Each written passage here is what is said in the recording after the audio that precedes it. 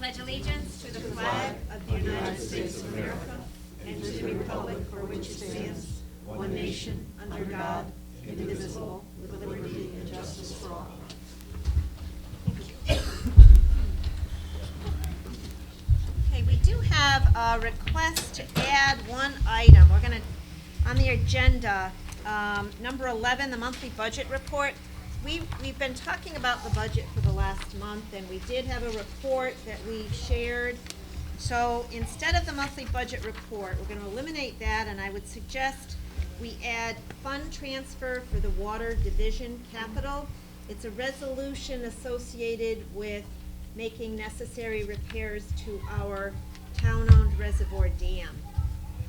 And Tom will be explaining that. With that, can I have a motion to approve the agenda as amended? So moved. Second. Moved by Brian, seconded by Kitch. All in favor? Aye. Any opposed? Any abstentions? Motion carries. I will point out that we did not host the budget workshop tonight for lack of quorum. We had decided last night there was not a need to meet for the workshop. So due to a lack of quorum, there was no budget workshop held at 7 p.m. Rather, we are convening the meeting at 7:30 tonight. Number 4 would be approval of minutes from February 15, 2017. Is there a motion? So moved. Is there a second? Second. Are there any changes, errors, or omissions? Which one is that? February 15, 2017, a regular meeting. Right, I'll abstain. You're abstaining? Yeah, I wasn't here. All in favor? Aye. Any opposed? Motion carries with one abstention. One abstention. Abstention. The next is the March 15th, 2017, also a regular meeting. Is there a motion to approve? So moved. Is there a second? Seconded by Brian. Any changes, errors, or omissions? All in favor? Aye. Aye. Any opposed? Any abstentions? Motion carries unanimously. The next is the public hearing from March 7th, 2017. That was on the budget. Is there a motion to approve the minutes of the public hearing? So moved. Second. Seconded by Kitch. Motion made by Fred.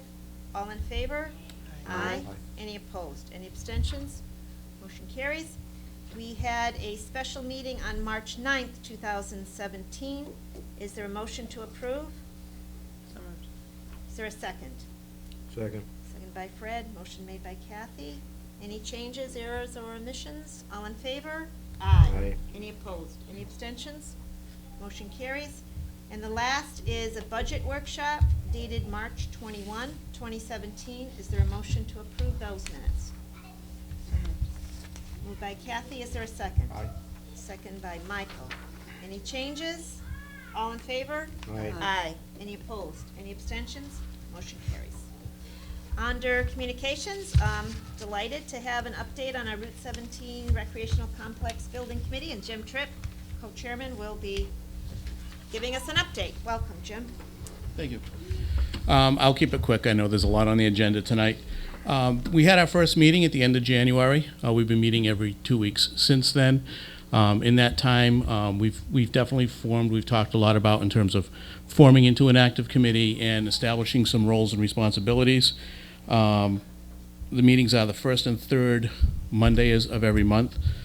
So basically staying on track, trying to make sure that we have our meetings typically ahead of the Board of Selectmen meetings. So trying to keep them in the same week as much as we can, so if we need to give updates, it keeps things current. We've talked about a lot of things like, stakeholder management, going into looking at things like risk management, mitigation, things of that nature, trying to get everybody sort of level set with various principles, et cetera, so that as we get into the project, we're kind of all talking from the same page as we start trying to address issues. The timeline that we're looking at right now, probably the most important thing to discuss is we need to do some work in terms of getting the bid spec a little bit revised. That's based on making some adjustments to quantities and et cetera that were done and made pre-referendum, making sure that the bid spec that goes out reflects those so that everything when it goes out is as it should be. That we're hoping to have done by we're looking in the August, beginning of September timeframe, being able to get it out to bid, get bids received back in so that we can award the bid by the end of the year. The goal is to break ground in the spring of 2018. So we have formed several subcommittees. They're going to be working on some of these tasks. They include a sports liaison group to make sure that we're staying in contact with various sports groups that are going to be leveraging the park, and we're continuing to get some broad input. Equipment and amenities to look at things like the splash pad, make sure that if there's any additional recommendations on splash pad, playscapes, things of that nature. A specification and bid package committee that can look at some of the finer details and making sure that that goes out the door and is accurate and reflective of what we want as a community. And finally, a communications committee that can make sure that if people are trying to get information, there's a way for them to get that information, as a way to be able to put some information out, pictures, et cetera, especially as we get more into the construction phase of things. That said, I don't really want to go into too much more. We will be coming back frequently to give additional updates. Whenever you'd like one, obviously feel free to let us know. Fortunately, we do have a couple of reps from the Board of Selectmen that are on the committee, but also always a pleasure to come here and give an update. Do you have any questions this time? Thanks for coming, Okay. and we'll welcome you again soon. All right. Okay? Thank you very much. Okay. Thank you, Jim. I like to put in your packets any certificates that are issued on your behalf, and we did have I know Kathy and I attended the Ralph Haley, and Fred was there too, that's right. Anybody else there from the Selectmen? It was really a nice meeting of the 2017 Ralph Paley Spirit Award Certificate, and the congratulations of certificate went to Suzanne Anderson Warnoff, Mary Gary, and Jane Klemba. And wanted to bring your attention to that. We're very proud of these individuals and look forward to next year's ceremony. Public comment.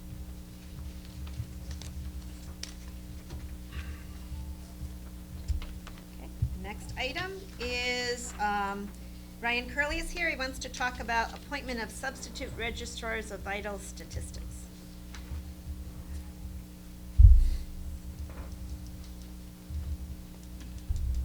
Hey guys.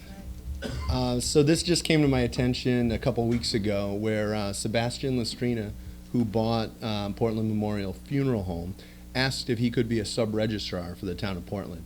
Basically what this is they're able to sign burial certificates on the weekends when the town clerk's office is closed.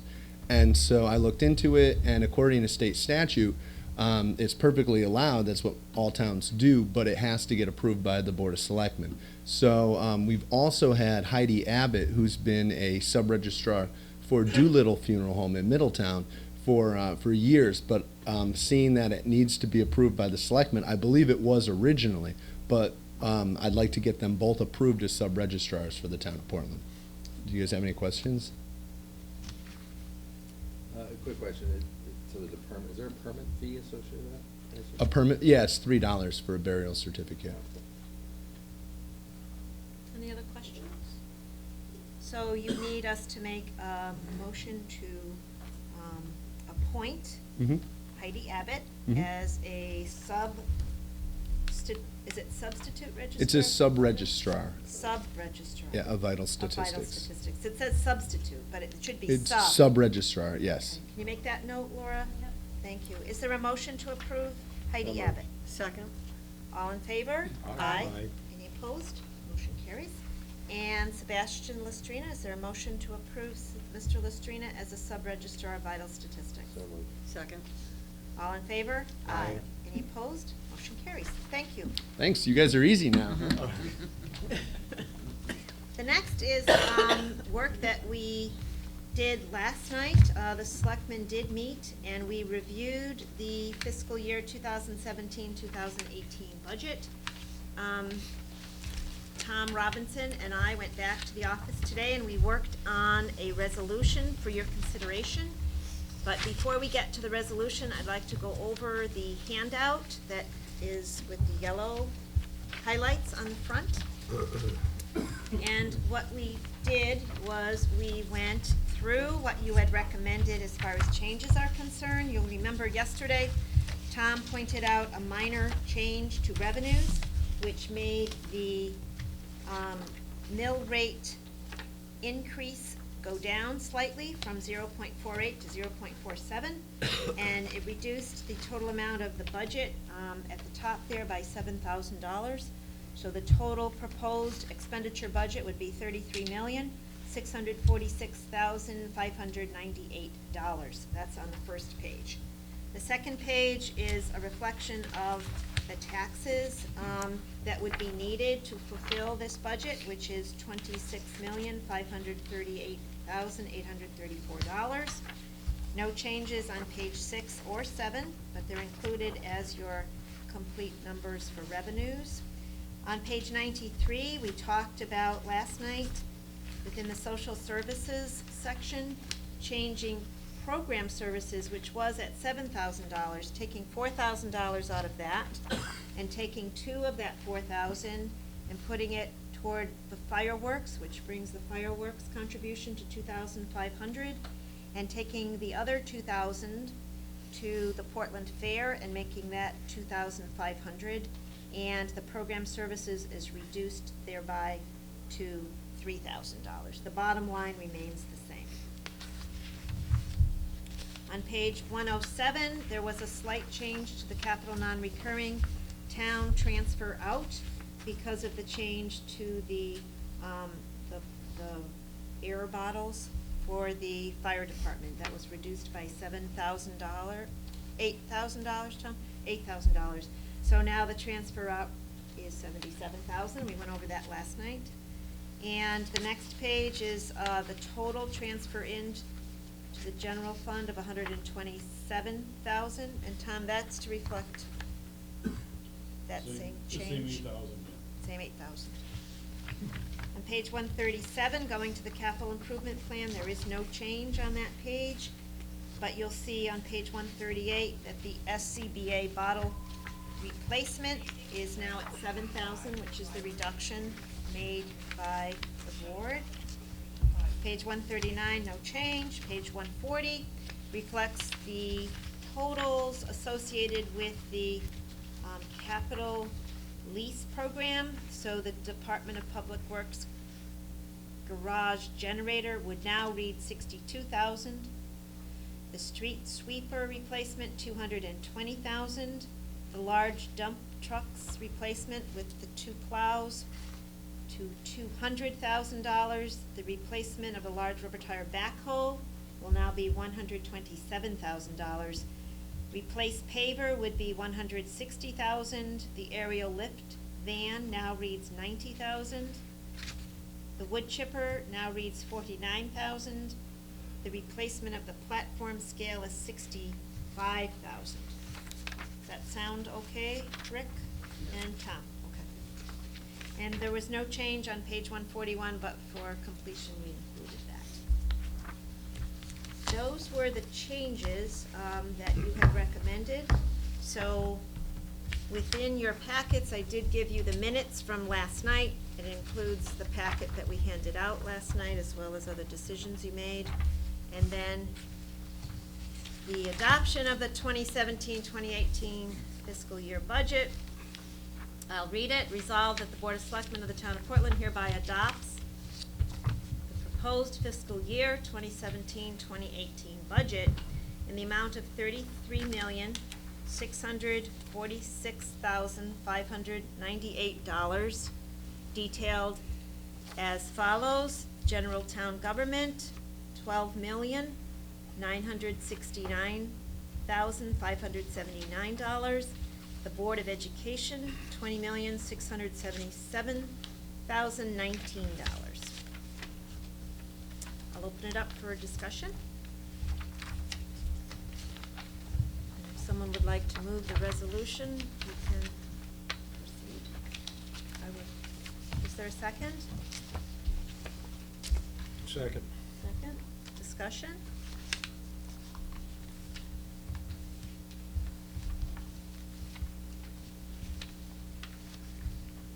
All in favor?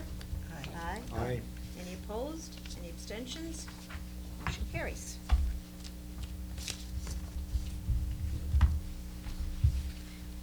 So that's item 8. Item 9. This is a resolution to reappoint the engineering firm for design consultant services for the Town Center Village District Overlay Zone. We do this every year. This year, we really haven't used the consultant very much. We anticipate using the consultant going forward. Your resolution is in your packets. And it would be just through June 30. And then I'll bring you another renewal at that time, for completeness sake. So I'd ask for a motion to approve the reappointment. It's Anchor Engineering Services. So moved. Is there a second? Second. Seconded by Kitch. And it will come back to you again, so you can review it again. So, all in favor? Fees stay the same, Susan? Yes, the fees stay the same.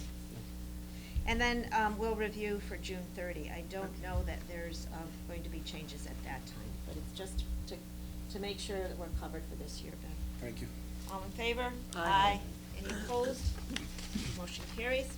And this next resolution would be for next year. And this is the reappointment of the engineering firm. It's also Anchor Engineering for the bike pedestrian consultant services. And it's Anchor Engineering, and they're helping us with the airline trail. Kevin Grindle is the landscape architect that's helping us with that. So I would ask for a motion to reappoint that firm for another year. So moved. Is there a second? Second. Seconded by Kitch. Just, do you know how much we budget for that, Susan? I believe within the budget, it's 10,000, but I believe it's 6,000 on the contract. That's what we had, but there is enough money within the fund, according to Mr. Robinson. Yeah, it varies based on the work needed. It's usually a $6,000 contract, but it varies as, if there's additional work as this heats up. There could be more need goes to Susan to request additional. If that's needed. It would stay the same, which is not to exceed 6,000 unless he comes to us. Is there a motion to approve? Do we already have a Yeah. motion? We had a Second, motion. and we had Yep, discussion? second. Okay. All in favor? Aye. Aye. Any opposed? Motion carries. Thank you. The next item, Tom, I think I'd ask you and maybe Rick to talk to this. I think it's more of a financial question, but for technical questions, we'll go to you, Rick. This is the fund transfer for the Water Division capital and has to do with the repairs necessary for the reservoir dam. And everyone has a resolution in front of them. Hello? Hello. This is just it's a transfer within the authorization in capital non-recurring for water. There are some older projects that are pretty much complete that had funds remaining within the authorization. We work with our engineer and we're going out to bid on the spillway. We had gone out once already. Some bids had come in, and there was we had a rebid, but we know pretty much based upon the premise of the initial bid that we didn't have enough funds available.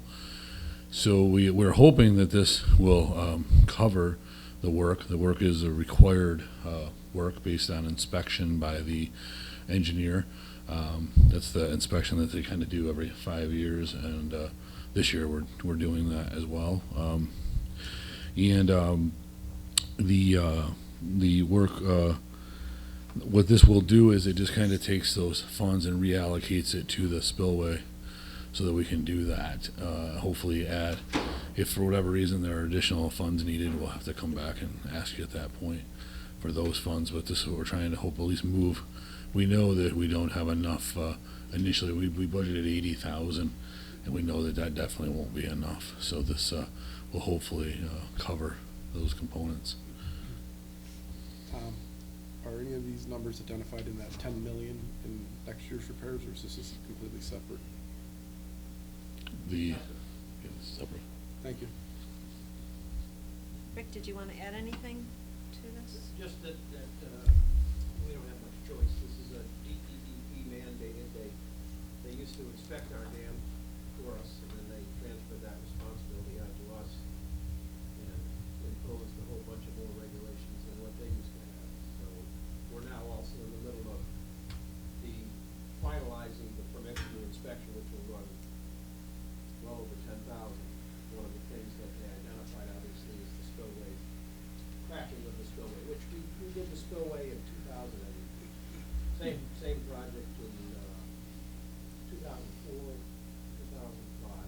It's it's lasted the reasonable amount of time, and it's expensive. They've got to run the whole face of the dam all the way across, and it's not an easy job. And we're hopeful that we get more, a little more, less expensive bids. And we get, so there we are. We have to do it. Thank you. Move adoption, waive the reading.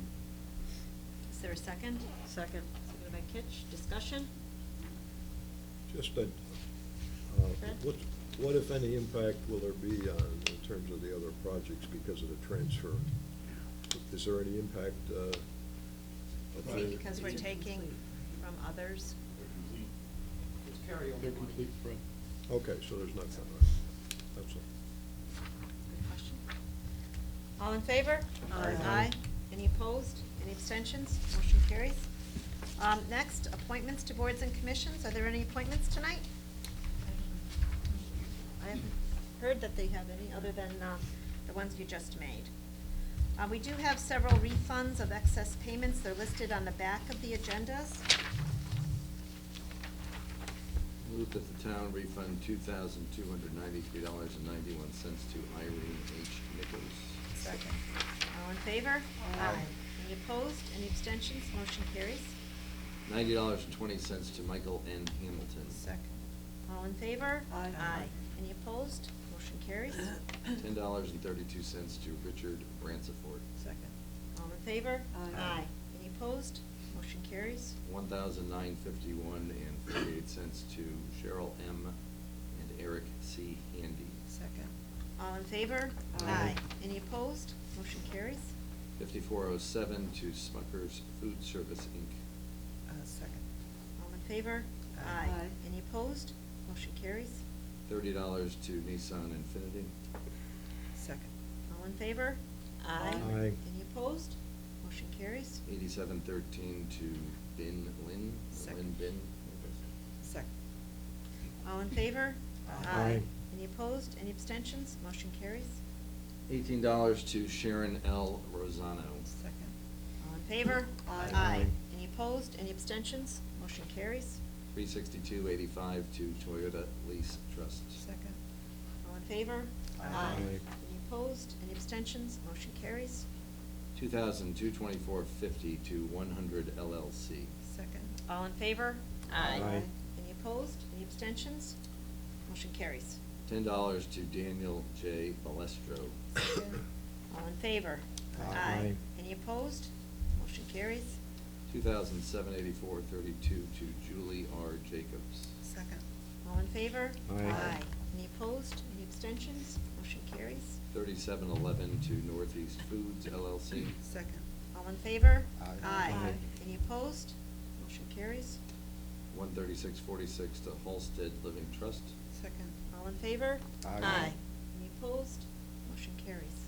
$30.51 to Richard Lagana. Second. All in favor? Aye. Aye. Any opposed?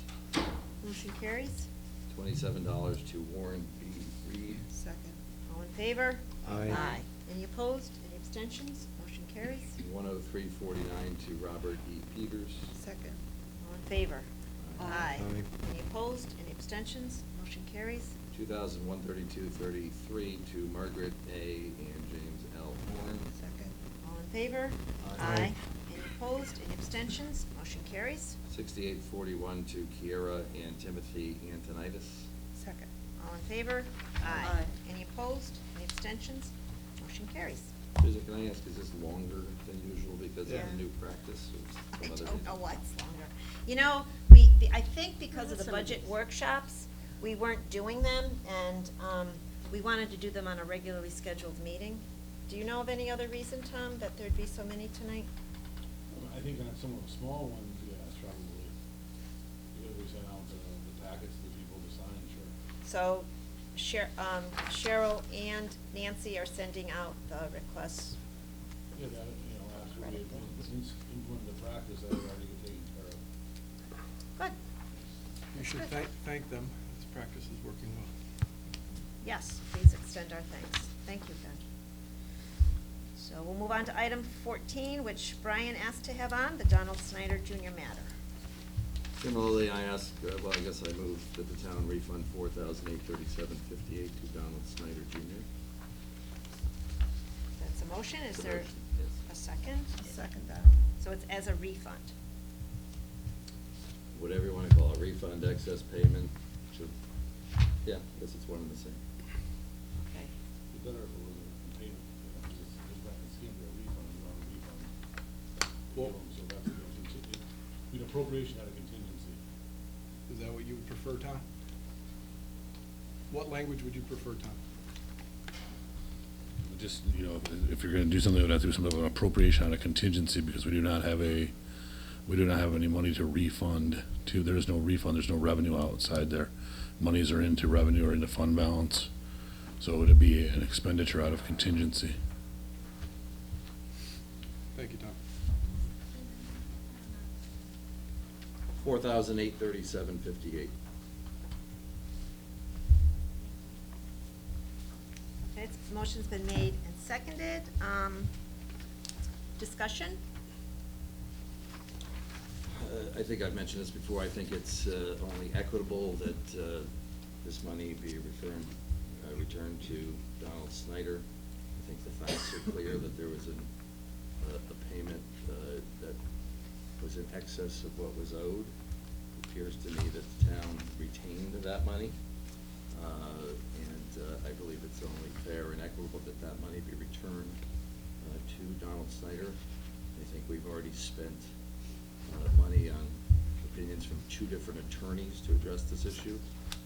And based on the comments from the one attorney, she seemed to acknowledge that at least one Superior Court judge, and the Superior Court judge that handles these issues, believes that it certainly could be appropriate to settle this dispute by returning the money to, I believe, its rightful owner. I think this, in contrast to, here we have a situation where we have a resident, a taxpayer, who pays taxes and has paid taxes for years, and I think we can all acknowledge that it was an overpayment, that that money should be returned to him. I just find it, I don't know, ironic, I suppose, that at the same time we've been fighting this issue and hiring lawyers not to return this money to Attorney Snyder. We have no trouble giving millions of dollars away to a out-of-state developer. Out of town development. Well, I believe, whatever. I do want to just review, when the matter was talked about on the 15th, as Selectman Brian has said, the town attorney, Carrie Olson, had addressed our board, and she stated that while she understands, I'm reading from the minutes from the 15th, just to reiterate what Brian was saying. While she understands Mr. Snyder's position, the town has no legal authority for the board to refund the excess payment to Mr. Snyder, because the refund request was not made in accordance with state statutes. Attorney Olson noted for the selectmen that the town may pass an ordinance extending the deadline found in the statute, which we rejected and didn't want to proceed with, at least at that time. I'll add that part. Mr. Flood suggested that Mr. Snyder could file a lawsuit, which could then be brought into executive session, and a settlement could be reached in Mr. Snyder's favor. I will point out that Mr. Snyder did file a small claims session. We received a small claims writ and notice of suit on Tuesday, yesterday, for $4,837.58. And it states that the defendant has been unjustly enriched by, in the amount of $4,837.58 by having converted plaintiff's payment of real estate taxes for the property known as 295 Middle Haddam Road, Portland, Connecticut. We received this in the town clerk's office on April 4th, 2017 at 4:12 in the afternoon. So I just want to bring that up to you. I don't think anyone knew that because it just arrived. So we did send this to, as is our protocol, we send it to our risk manager, who's Tom Robinson, and my office receives a copy. It goes to our town attorney, and it also goes to Kerma for their review. And really, Attorney Olson didn't say anything other than what she said to us previously. But she did add, and I took some notes, that she reviewed this very small claims. It's just one page that was sent. And she will proceed, as she stated at a previous meeting, which would be a motion to dismiss these small claims, which is what she would recommend. Her feeling is, and I agree, that if we have the ability to end the town's future liability associated with similar matters, we should. I'd recommend that we have the town attorney give her the time to review and proceed as appropriate based on the law. And as I said, we received the suit yesterday. So this is a little bit different because this is asking that the court award the plaintiff the $4,837.58. And what Brian's motion is a refund. Fair enough, and I Right, think I could Brian? probably withdraw that and make another motion that this dispute be resolved by way of settlement by the payment of $4,837.58. Okay, now who made the second? All right. Kathy. Kathy. So will you withdraw that? Withdraw the first, yes. Okay, Yes. the second, okay, from the first motion. So your motion would be for, To resolve this legal dispute by settlement. by the Payment same, of $4,837. from contingency. From contingency. Okay, and it was seconded by Kathy. Susan, what is the firm Carrie Olson works for? What do they bill out per hour? I'd have to look it up. It's $200, 28, Probably 230, 235. $235. $235 per hour? Did she already, how long did she have been reviewing it so far? I think I talked to her for about 15, 20 minutes today. Do they have a minimum, so, I think it's 15 minutes typically. what's that, Tom? I think they bill about it for 10 minutes, bro. And the issue's already been reviewed by two other attorneys, correct? Well, she came and talked about it, right? She reviewed it, came and talked about it. Yep. Another attorney reviewed it for some reason. Sure. I think in this And I case, think the right thing to do is just return the money to its rightful owner. and I think in this case, I think we're going to exceed that at $235 an hour, fighting this or disputing this, and I think Brian's statement is accurate. Return the money. So in this case, it's not a refund, it's a settlement, and I'm fine with that. I want to point out that our attorney has said there is no basis for a lawsuit because state statutes were adhered to, and that that if a lawsuit is filed, that it be dismissed. So that is what she has recommended to us. The selectmen have the ability, should they so pass the motion, they do have the ability to settle lawsuits. That is one of the powers that selectmen have. I would say that for me, as first selectman, as the administrator of the town, we are always very careful about lawsuits, about all matters that come into the office. We have followed the correct procedures, which is, as I said earlier, to make sure that the various parties are aware of it. The concern that I have, and I will not be supporting the motion, not because I don't feel for Mr. Snyder, I do. And I think he has a very legitimate reason to approach us on the topic, as do, perhaps, many other taxpayers. And we need to recognize that there could be other people that will approach the town that overpaid the town over the years and legitimately could also approach us for a reimbursement. Now, it's up to this board to determine how they proceed, but I do think it's my responsibility as first selectman to point that out. And the reason I won't be voting for the motion is because I believe that the town has to be protected and always do its best to try to defend the town when suits are brought to it, particularly when there's an interpretation that there is good reason to do so. That it protects the town in its future liability with similar matters that could very well come to us. So again, I just want to reiterate, while I understand the matter, and I certainly respect the request, I can't support it at this time. For the record, I'd also like to point out that Attorney Carrie Olson indicated that that Judge Levine in the New Britain Superior Court believes that a case like this has merit and that it can be settled. So that is contrary to Attorney Olson's position that she stated here. I'll say that she stated that position as well, that he believes that it can be resolved that way. So there's obviously a difference of opinion. And I suppose I would side with the judge who could ultimately determine this issue. I guess I struggle, there's just this idea of what's right and wrong. And clearly in this case, I believe the money should be returned. I think if there are other taxpayers in the town who pay their taxes and they're overpaid, that money should be returned to the taxpayer. I'm glad to see that there's a new practice, but I wonder what's happened in the past.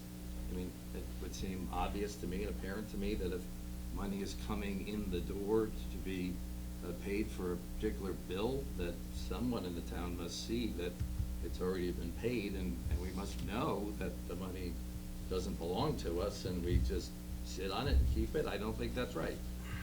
So I don't know what kind of accounting is done, what kind of auditing is done, but it seems to me that the right thing to do is return the money to the taxpayer who pays an excessive amount. And I know that Carrie also pointed out that if this board wanted to have a separate ordinance that would allow from this point forward to go back beyond the 3 years that state statute allows for return of payment. So let's say a taxpayer overpaid a year ago, up to 3 years ago. They legitimately can be refunded that amount under state law that we follow, which is up to 3 years previous. If they come in and they had paid this overage 5 years ago or 6 years ago, beyond that 3 years, the state law says that the town can't return the money. Now, I'm not making commentary on that law. I'm stating that's what we follow.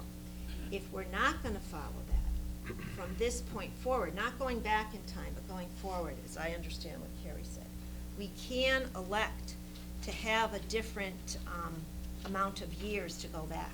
We could extend it, is what she told us. At the time she told us last time, this board decided at that time they didn't want to pursue that ordinance. But that's always something we can return to if we so desire. My concern is that the town follows the law that is in existence. And most towns, to my knowledge, follow this. And in this motion that was made tonight, we're not refunding the payment. What we're saying is we are settling this claim. So we have to be prepared that if other claims come forward, that we have to be prepared from where those dollars will come within the budget. Because it is not sitting there waiting. It has been made, and Tom, correct me with the financial piece here, the dollars that are beyond that number of years are no longer sitting there waiting to be returned. They have become, according to the law, and again, I'm not making commentary on the law, but it says that it's money that belongs to the town of Portland. So that's why in the refund process, we can't refund unless and until an ordinance is passed beyond that 3 years. How much money has been put into a different account or fund for overpayments that are just sitting out there over the past, say, 5 years? I'm sorry? I don't have that information to comment on. I mean, we're talking about tens of thousands of dollars? I don't have that information to comment on. Okay. Susan, how many other lawsuits have we had, at least in your experience, for this example? I don't remember any then. So that lessens my fear of, that there's a lot of them out there. I think I would support an ordinance change in the future. Mhm. That's a separate issue. I Right. think we have a Separate issue. legitimate lawsuit on the table. We have to discuss it. We have to do what's appropriate for all of the residents of Portland. I think it's very easy to say, we're gonna have 20 hours in this case, we're gonna spend that, and at the end of the day, I'd rather return the money. I'd also say if other claims come and they have merit, Correct. then they should be dealt with. I did ask, I didn't ask for every year, Brian, but I asked Nancy for grand list 10, 11, and 12. Now, those lists would not be returned by refund, right, Tom?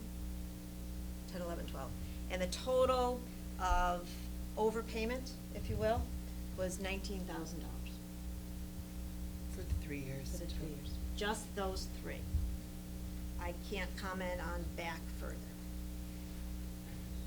So commenting about an ordinance, I don't know that it's necessary if in fact the town is adopting this practice of notifying people Going forward. of a refund, of an overpayment going forward.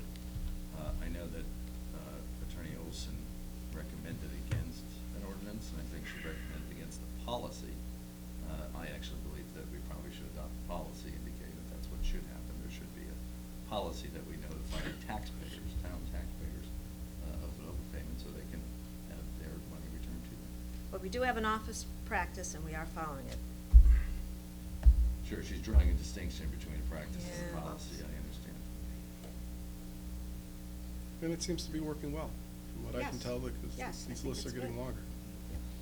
And I think that's the right thing to do. And back to, I've been involved in a lot of things. No offense to any lawyers in the room, the only people that win at the end of these are lawyers. I think the money should be returned. I'd rather see it returned than spent on lawyers. And I'd like to reiterate, this is the first that you've seen. It's clearly the first that I've seen on. Now, I know as far as lawsuits, Ben, it is, but I can also tell you, and I can't tell you how many come up to my desk.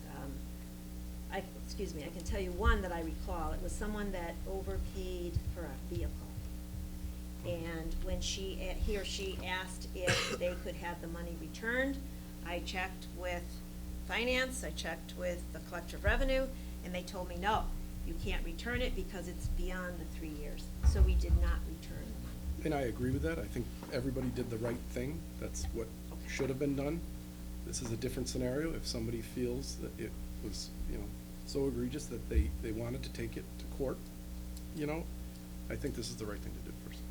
Yeah, and again, my responsibility is to let you know that you can, and I think you know this, have the town attorney handle the suit that's been given to us, and it can be, a motion can be made to dismiss it and defend the town, because the town does have some standing, according to our attorney, to have it dismissed, so. I would also just like to emphasize, based on past comments, that I think every member of this board has an obligation not only to the town, but each and every resident of the town. Yeah. And we Which I think each- is lost sometimes. You think it's lost by your I do colleagues on think the board? sometimes we lose sight of, I think that happens everywhere, sure. I'd like to say that I do take it very seriously, and I know that you do, Brian, and I believe everyone does, as far as their responsibility to this job, otherwise you wouldn't be here and giving up your hours. And I compliment each and every selectman that's sitting here, and I thank you for the hours and hours that you give to the town, and that you do your best to represent those people that put their trust in you. And we're not always going to agree, and I think that's why there's 7 of us. Right, and the other thing I want to point out, I think it's important to say, is we each have a decision to make on every issue, and we base it on what's in front of us. And I'll give an example. In the Elmcrest tax abatement, Attorney Chudwick said to me he felt that there should be a time frame on approving something that hasn't been accepted by the other side. But we still moved forward without a time frame because we made that decision. We have that ability. We do not have to follow the exact, because I think Brian's phrase is, sometimes you have to do what's equitable, or, you know, he says it and then it's true. In this case, I think we're gonna spend a lot more than what it would be just to return it and do the right thing. Just, I had Chris? a thought on this question of settlement here. The motion, was stated, was for a settlement, first motion being withdrawn. And I was trying to visualize how that squared with the advice we had from our attorneys in terms of that being a legitimate path to follow, a legal, from our position. And I too, you know, we sit here and we think, and it's about this issue, and certainly I think from my perspective, I feel bad for Don Snyder. I feel as a board member, I'm like between a rock and a hard place with spikes, because clearly you'd like this to go away. You'd like somebody who paid their taxes to be able to get a refund. And yet, on the other hand, there has been advice to the contrary, that because of the state law, the town puts itself in some jeopardy as far as the future is concerned. So it's a difficult decision, I think, for all of us. Because when you have neighbors and friends involved, or citizens, constituents, and you know that in a perfect world that things would be different in terms of the money going back to that person. I think of a case, it's not totally similar, but I'm thinking of that case a few years ago when the lottery winner won $1 million or several $1 million and went by the extension date, and there was a long, torturous debate in the legislature on several occasions to try to get a refund or some type of money back to that person, and whether it was prorated, and in the end, that failed. He didn't get anything back. It's not an exact parallel. This is different, but it arouses the same emotions. So I look at the settlement, and I understand what Brian's trying to do, but I guess I'm not convinced that's the best way to go at this point. So that's where I am. And let me just reiterate that Attorney Olson indicated that Judge Levine felt differently about this. You know, the law is not always set in stone. It's just not. There's different views, and Judge Levine feels that a case like this can be settled and can be resolved. So she says one thing on one hand, but on the other hand, she's indicating that Judge Levine, who handles all of these matters, feels that it can be resolved. As far as putting the town in jeopardy, I think it's a practical matter. That's just not a reality. I think, I mean, you're talking about, you're talking about, it sounds like $19,000 potentially. For just 3 years. For 3 years. Right. Each case can be decided on its merits as it comes before the court. Any other discussion, comments? Yep, I'll call a question. Kathy asked to call a question. All in favor? Aye. Okay.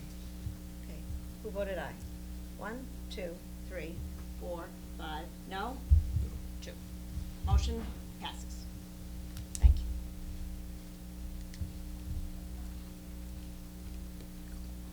Okay, next item, status reports. Do we have any status reports tonight? All set. Public comment? Any public comment? Informal discussion? I was going to make a quick comment. Sure. Thank you. I just wanted to thank the Board of Selectmen for hearing my motion here. Just wanted to let everyone know that, as you could probably tell from the beginning, I was just looking to take the path of least resistance here, hence the small claim suit. If you chose to challenge that, I would have filed an actual suit and stepped it up to the next level at the advice of my attorney, but I wanted to keep the funds as little as I can, and I will honor my original offer to the board, less my legal fees. There is a concern that our finance director has for that, Don. Okay. So, Well, at his discretion, I'll say, as politely as possible.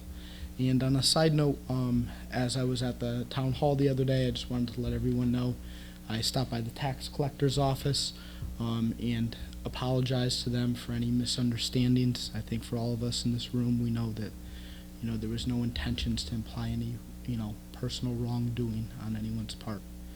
So that was all. Thank you very much. Have a nice evening. Very much, Don. Thank you. Anything under formal, just informal discussion? Follow-up items, I don't have Susan, anything tonight, yes. Under the informal discussion, could you Yes. talk a little bit about that airline trail? And I heard the state declined giving us the. Yes, yes, I can. What Ben is referring to is, I went to the legislature, the Planning and Development Committee, along with State Representative Carpino and one of our co-chairs, Lou Hare, to request that the town ask the state to convey the old railroad depot, the building that is on Route 66, and some of the land associated with that. When there's state property, you can go to the state and request that it be conveyed to a town. We did that for some land up by Fire Company 3 a few years ago, which we did receive. In this case, when I went up to testify, I did have outside, before the session started, a brief discussion with the Transportation Commissioner, Commissioner Redeker. And he said, we're not in favor of conveying that property at this time. And one of the reasons is, as we know, it is an active rail line. And my understanding, and this is for more discussion, my understanding is the railroad does utilize that for some storage. What our interest is, and I said this to the commissioner, is trying to improve our trail system. As we know, we're working on the airline trail out by Butler Construction out to East Hampton. And there are other areas of the trail that are not connected, and there's potentials for going out in other areas, maybe along 66 or whatever. And he said, we're happy as a department to work with you on that. And what we will do is set up a time that we can talk about maybe designing other trails that will connect the airline trail and also assist with that. I said to him, well, look, we want to make sure you know that we would like to have that depot building at some time if it's appropriate. We don't want it to be taken down. We don't want it to be sold to someone else. We feel that this is a historic building, and it certainly is in nice keeping with our airline trail endeavors. So at this point, the committee passed the conveyance bill without our request in the bill. So it's not going to happen this year. Oh, I think what good comes out of that is that we can begin to talk about the trail system with the DOT. I should say continue our discussions, because we've had plenty of discussions with them, and let them know that we care about this property for historical purposes. And if it, in the future, is something that they're interested in working with us on, we'll work with them on it. Whether or not it happens is something that the future will tell. I'll also say that just because a bill is passed, the conveyance doesn't automatically happen either. There's other steps you have to take in terms of surveying, and making sure that it's solid and that it's something that everyone is in keeping with proceeding. I just want to put on the record that I think it's very important that this railroad not be impacted. It's utilized by businesses under the bridge and can be utilized by many more. I think it's important that we send the right message to the business community that we are supporting that.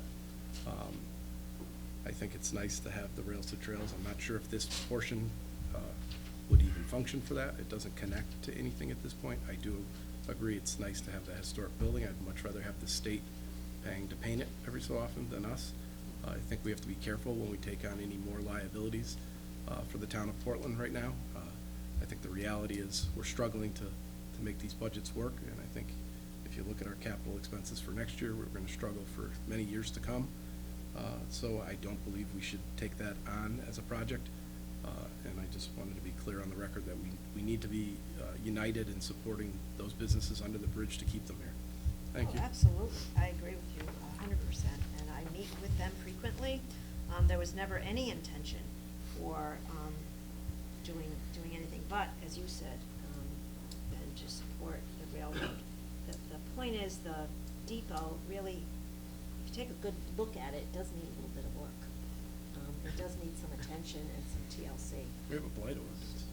I don't think it's quite there, but No, we're that's gonna okay. keep an eye on it, and our airline trail committee is committed to doing the best they can and being very cooperative in their spirit, and we'll continue to do so. I'm a little confused, just for clarification, we're talking about the actual rail line, I take it, right, not just the Well, building? it's sort of connected in one parcel. Okay. I think the interest is really in the building, but the parcel includes, it's 7 acres, which would be the part on 66, and then it goes in as well, the rail goes in as well. So I'm just listening to the two of you talk, and I don't really know, but are there conflicting interests? So there are, it sounds to me like there are businesses who actually use this rail line? Oh, absolutely, Red Okay. Technologies does, yeah. And it sounds like there's an interest in turning that into a walking path as opposed to a rail line, or am I misunderstanding all No, of this? they call it a trail by the rail.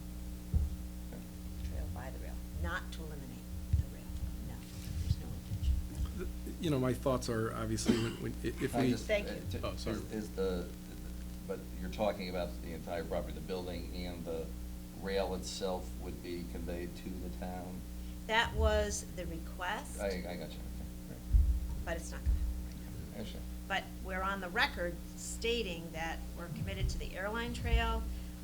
If in the future this building becomes vacant, I don't wanna see it fall into ruin because no one's taking care of it. So it's not anywhere near that, but I think it's important for us to work with the state and let them know what we're doing, remind them what we're doing, and continue to dialogue with them. He was very receptive to that. In fact, they have dollars available to assist communities in mapping out where trails could go and where they should go appropriately. Particularly when there's private property that can't be used, but you want to be able to connect a trail, so they might have ways of using their rights of way. If we did end up acquiring it through that, when you went to testify, would we have then had to maintain the tracks and the liability insurance along with that? And It would have led to more dialogue then before I would commit to doing anything of that nature.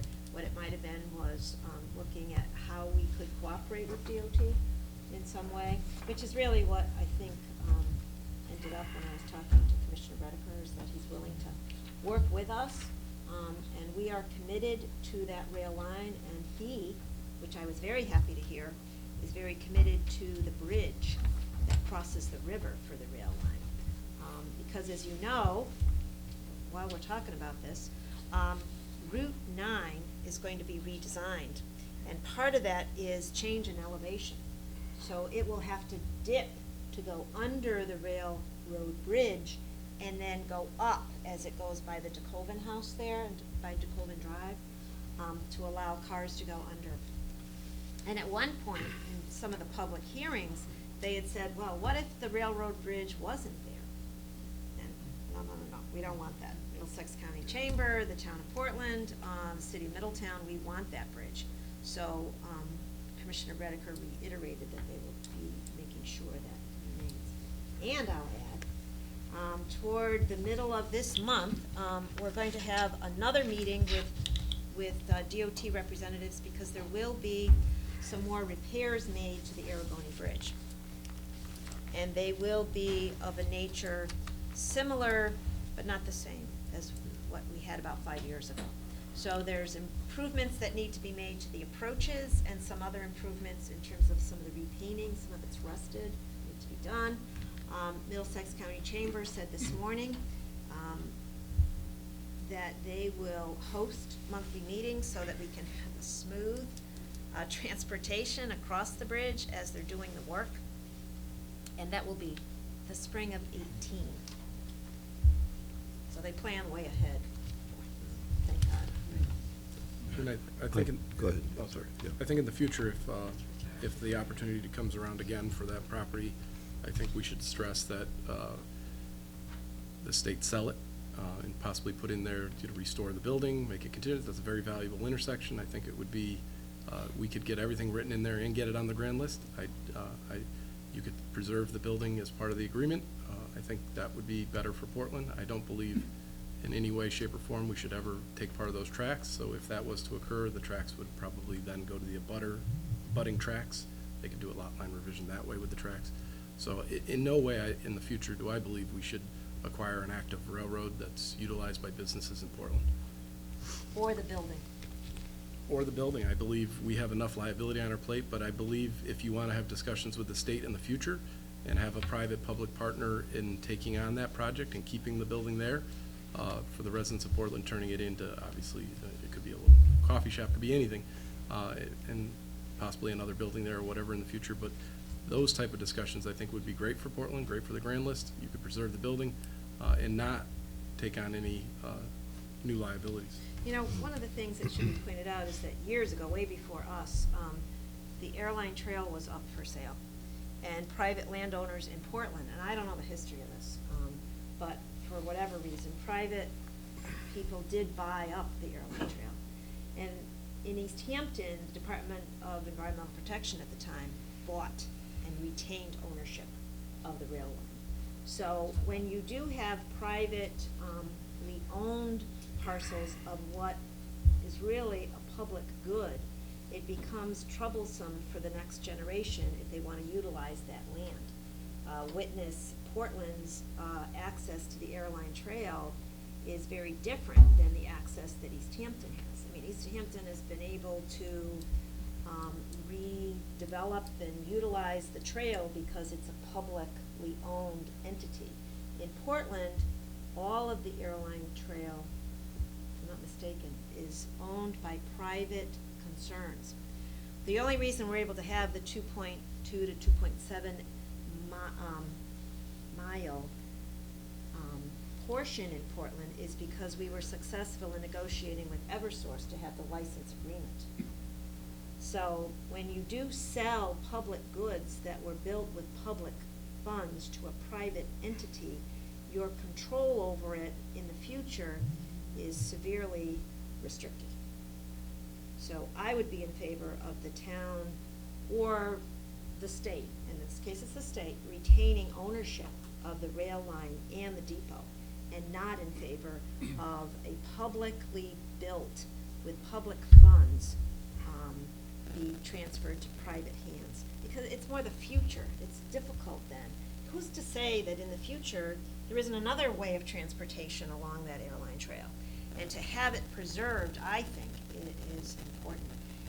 When we were talking about, this was a few years ago, about trying to develop the airline trail, DEEP at the time said to me,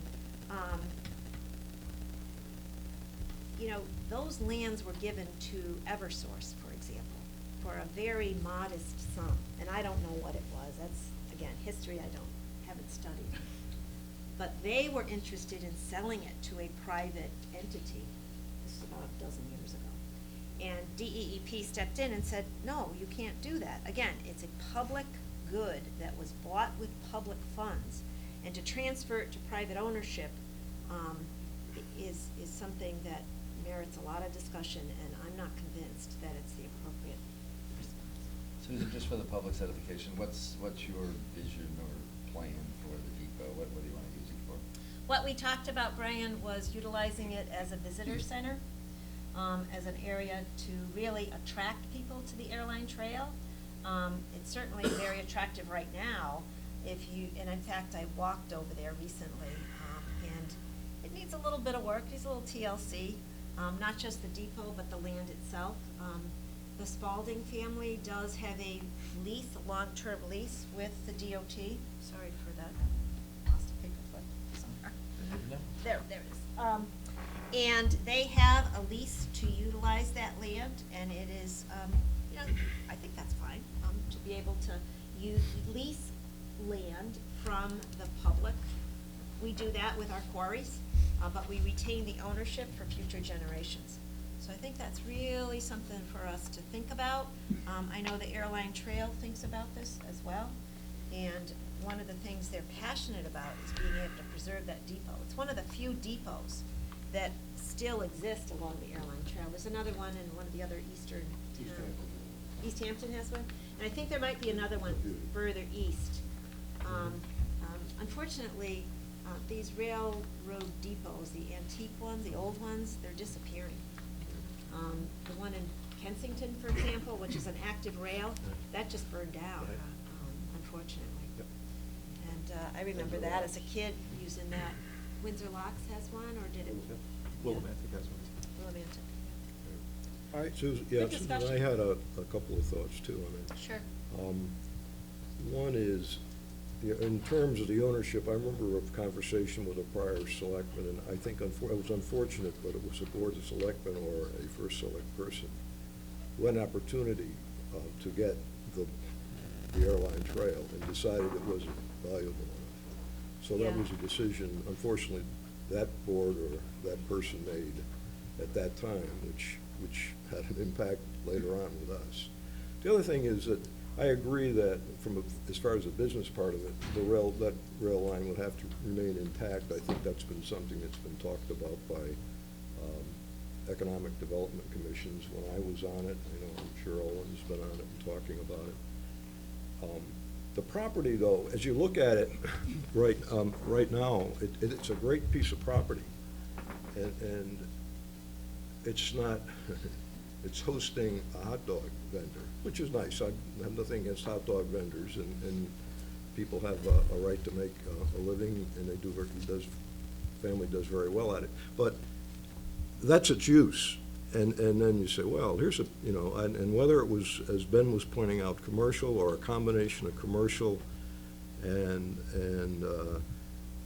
town use. For example, I was thinking of the signage, a signage issue that came up from the marinas. Years ago, the marinas wanted some signage, and there is some signage along 61, which 66. yeah, which has been there for quite a while. Right. And is on DOT land, by the way, or saying. But that was done, and then you have other marinas who would like better signage than the one that we put, which is a little sign about, and some of you have seen it, about that big. But here's a commercial use, if you have control of the land, just from a business viewpoint, just the signage pointing out one of the real big business areas and prominent business areas in the town are our marinas, and it would be nice to be able to promote them more. But I look at it as it would be nice to develop that, keeping in mind commercial or business development as well as recreational. I think the two could coexist very nicely on a piece of property. So Absolutely, and that is my point. I think done right, and keep in mind, you mentioned East Hampton, they bought the rail, and there is a benefit to that. I don't think they own it. It's used for walking, unlike Portland was bought by private people. What we got out of it was the atrium. What we got out of it was Grandview Farms. What we got out of it was True Value. What we got out of it was the property Chris Cody Golf. These all had to acquire portions of that in order to function. So as a community, you can have both. I think through that section, It's still intact behind all those businesses and still could possibly in the future be utilized.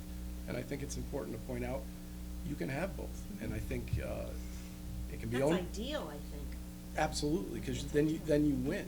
We have increased our grand list versus other towns, in all the way up to Dairy Queen, past Butler Construction, right through it, great taxpayer. So you can have both, and it's important to point out, we need our grand list. We need all the businesses. We need to support, and I love walking. I have a property that abuts the new airline trail, and I'm excited. But my point is, you can have both, and we should focus on that. And we do not need to take on more liability for Portland right now when we have big bills coming. Since we're talking about economic development, with your indulgence, I'll allow the economic development commissioner to speak. Ellen, you wanted to say something, since we are talking about economic development? You like hot dogs? I make better hot dogs than they do.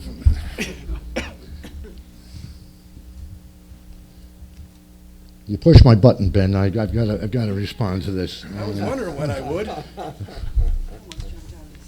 When we say we can have both, that's yet to be proven. We don't have both. We do have the atrium. We do have the hardware store. We do have all the other entities that you named.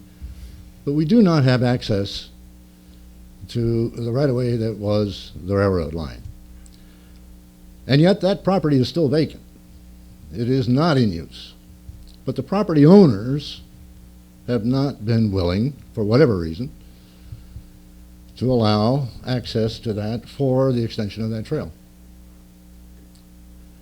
As far as the railroad station, which has already been bastardized into something that looks like a cigar box from its original complexion, you want a use for it? Put it at the trailhead on Middle Haddam Road, for example. Or put it on the riverside, close to the bridge itself. That thing could be moved on a pickup truck. Take a look at I say this every time I speak to you, the conservation and development plan of this town answers all the questions that we would want to consider. It gives us at least the guidelines to shape this kind of future. I'm not willing to settle for the status quo that we have today. I just think it's unacceptable.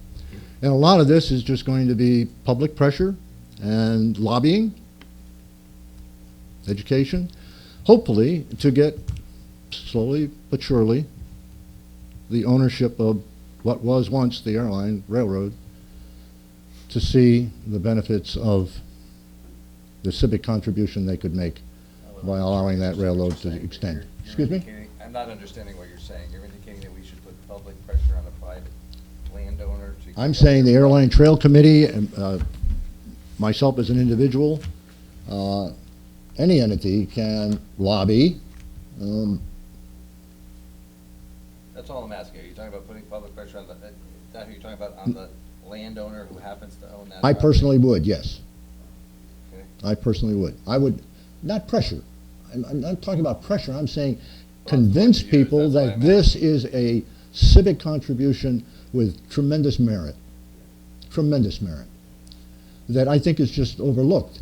There's a lot of fear by ownership that you're going to have vagrants and malcontents that are going to cause trouble or somehow damage their property, which in fact is taking place because it is not a public access. The same thing is with ATVs that we're suffering with all the noise and the erosion that is caused by the abuse of that land. Once a trail is established, it's gone. It's gone because the public's use is constant and ever-bearing, and it's self-regulating. All of these facts just need to be made manifest, and I'm committed to doing that. Absolutely committed to doing that. Thank you. Good discussion. Thank you, Ellen. By the way, that railroad is my property line, and I can remember through high school just doing this and having, the whistle post was right at my farm, Really? for Depot Hill, There used to be another, all the way through '60s. there was another station off of Ames Hollow too, wasn't there? Remember that, back through behind Butler? There was another, remember I used to play on that as a kid. And was the- you're- That was the Payne Farm Station. So you obviously remember the bridges, and I don't know how many. Payne's trucked all their fruit and vegetables to New York City on that, from that station. Very interesting discussion. I just have one item to talk about under land acquisition. It would just be the Board of Selectmen with no action afterward. It's an update. So I would entertain a motion to go into executive session. So moved. So moved by Kitch, seconded by Kathy. All in favor? Aye. And it is 8:50. Good night, everybody. You can, yeah, I don't think it's just an update for them. It's no decision making, so, sure. 2 weeks ago.